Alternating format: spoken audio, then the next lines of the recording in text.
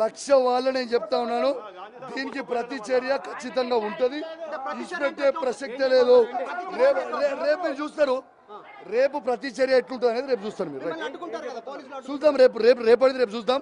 రేపు సంగతి ఏందో, లా అండ్ ఆర్డర్ ఇవాళ వీళ్ళు ఎట్లయితే మెయింటైన్ చేసారో రేపు దీని సంగతి ఏందో, రేపు దీని సంగతి ఏందో, దీని కథ ఏందో, దీని కార్ఖాన ఏందో చూస్తా.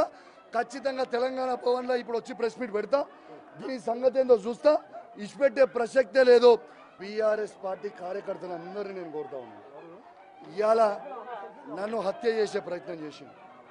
మీరు కేసీఆర్ గారి అభిమానులు ఉంటే మొత్తము బీఆర్ఎస్ పార్టీ కార్యకర్తలు అందరూ కూడా రేపు 11 గంటలకి మనందరం కూడా గాంధీ ఇంటికి పోవాల్సిన అవసరం ఉన్నది. ఖచ్చితంగా పెద్ద ఎత్తున తరలి రావాలని నేను దయచేసి రిక్వెస్ట్ చేస్తూ ఉన్నాను. ఎందుకంటే రేపు ఎట్లుంటుందో, రేపు ఏముంటుందో అనేది కూడా నేను కూడా చూస్తా. దీని సంగతి ఏందో చూస్తా. మీరేదో దాడి చేస్తే ఇక్కడ భయపడి పోలేవాడు. ఈయనే నిల్చుండు కౌశిక్ రెడ్డి, ఈయనే నిల్చుండు, ఈయనే కండువ కప్పి పట్టుకొని నిల్చొని ఉన్నాడు. రావాలి, ఈడికి రావాలి.